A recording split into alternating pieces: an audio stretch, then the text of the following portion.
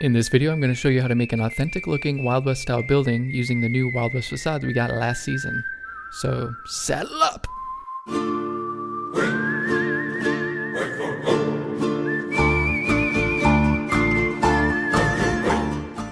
Alright, so to start, place 4 foundations in a row and then snap one of the Wild West facades to the end foundation.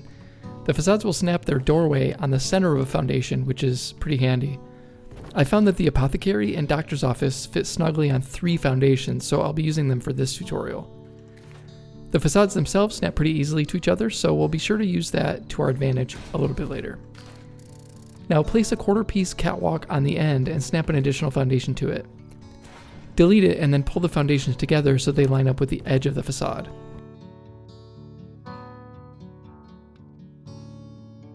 Alright, now let's place the doors. Temporarily remove the center foundation and snap the end foundation onto the doorway of the doctor's office facade. Remove the facade and place a standard door frame. Add any door you want, but this is Wild West, so we're going to go with the saloon doors since they fit in the best. Change the door frame to any other type and delete it. This will leave you with a freestanding door. But you're going to have to burn it so we can place the facade back into place.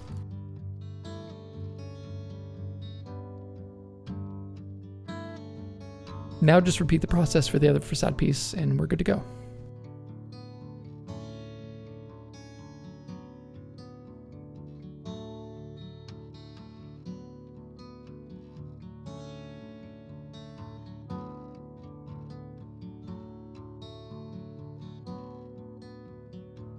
Now that we have the doors in place, we can move the foundations out by 1/2 so that we can build a cool porch.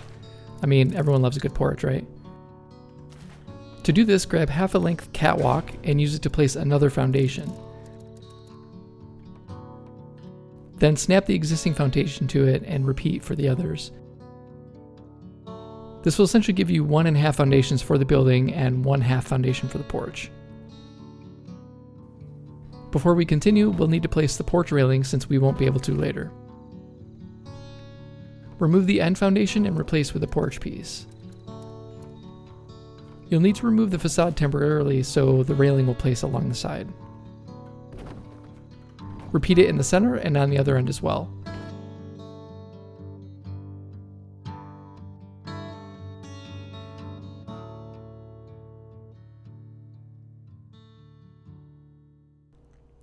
Once you're done, replace the facades.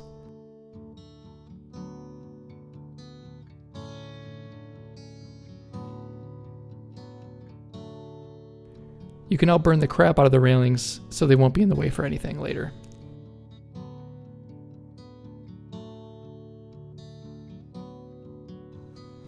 Alright, now onto the roof pieces. Place additional foundations on the front so you can decrease the height of the wall we'll be using to place the roofs. We want to make sure the roofs match up to the facade divider and don't interfere with the apothecary sign, for instance. You may need to play around with the height a little bit to get it just right. The roof will initially snap right through the facade, which is fantastic, but you can't keep going down the line with it though, which sucks. Remove everything so you can have a clean slate. Place some additional facades on the end of each, then remove both interior facades. This allows you to place the other roofs with no problems. Once you're done, just place the facades back and remove the extras on the end. It's really handy that they snap together pretty easily like this. So now we have the first batch of roofs in place, we'll need to start work on the rest of the structure. Place down some basic walls. I'm using the standard wood ones. I'll come back later and move the 2 walls I placed on the end, since you should instead be placing the snapped wall next to the facade instead of on the outside. Swap the roofs to slanted pieces and burn them to a crisp. I used the set of stash boxes to get the right height for my flamethrower. Now grab the flamethrower and burn all the walls you already placed at the back. If you want to add underpinnings to the building like I did, grab a catwalk and place directly on the foundation. Then place a half wall underneath. It may take some finagling at first, but if the foundation is at a good height, it should place easily. If not, you may need to go under the map to get it to fit. Easiest way I use to get under the map is to place an electric chair on a stair and lower it to the ground until you can barely tell it's there. If you sit in the chair and then stand up, you'll be dropped under the map onto the stairs. From here, you can maneuver over to where you want to place the underpinning.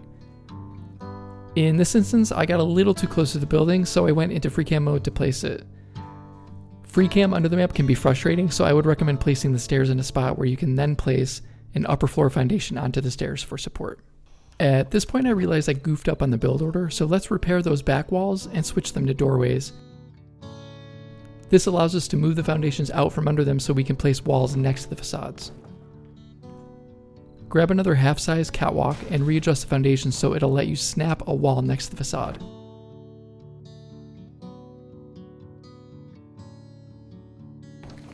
Repeat on the other side. This will leave you with a half foundation size hole in the wall, which we'll fix using the wall anywhere trick. But first, change everything back to full walls and then burn them.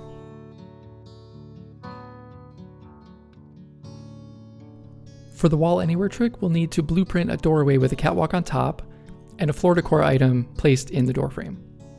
I've been using the Nuka-Cola trinkets, but you can use anything like a rug or a Deathclaw egg. Select them all and create your blueprint. You can name it whatever you want. You may need to place a rug down in order for the blueprint to place. I sometimes get a floating error, but the rug fixes it pretty easily. I use the large rugs since they have the lowest profile. If we use thicker rugs, your wall may have a small gap in the bottom. Try to get the wall blueprint up as close to the existing wall as possible. Play around with the placement until you don't see an error in the upper right corner, and it should place, even if it's showing red. Repeat on the other side.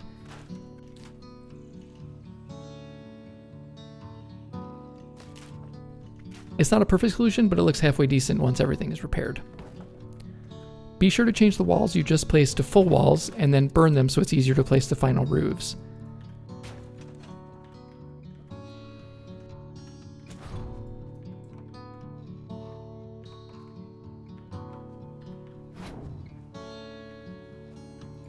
The one on this side isn't placing, which is likely due to poor wall placement, so I'll delete it and redo the wall to see if I can get the roof to place. Repair, replace, and burn again.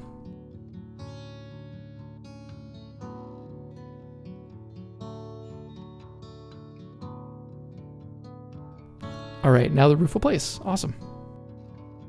Alright, we're almost done. So I'm going to repair everything to see how it all looks.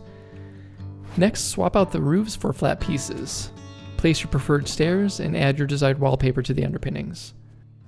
Reburn all 3 porch railings, which will allow us to more easily place the posts. Now it's time to put the finishing touch on by adding posts to the porch. We'll need to merge 2 posts together, so we'll use the pressure plate drop merge technique. Place the pressure plate down, grab it, and move it once, which will ready it for merging. Place down a stair post and then immediately place another right on top of it. Set it on the pressure plate and continually select and place the bottom post, which will drop the top post into it.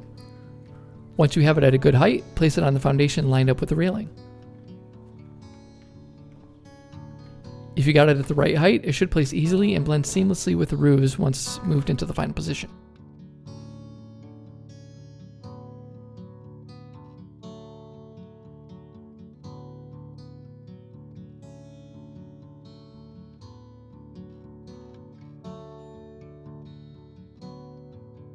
Alright, I really hope you enjoyed this tutorial on how to use these facades to create an immersive little Wild West style building. For more inspiration, check out my Wild West town build where I walk through the layout, decoration, and tricks I use to create my camp.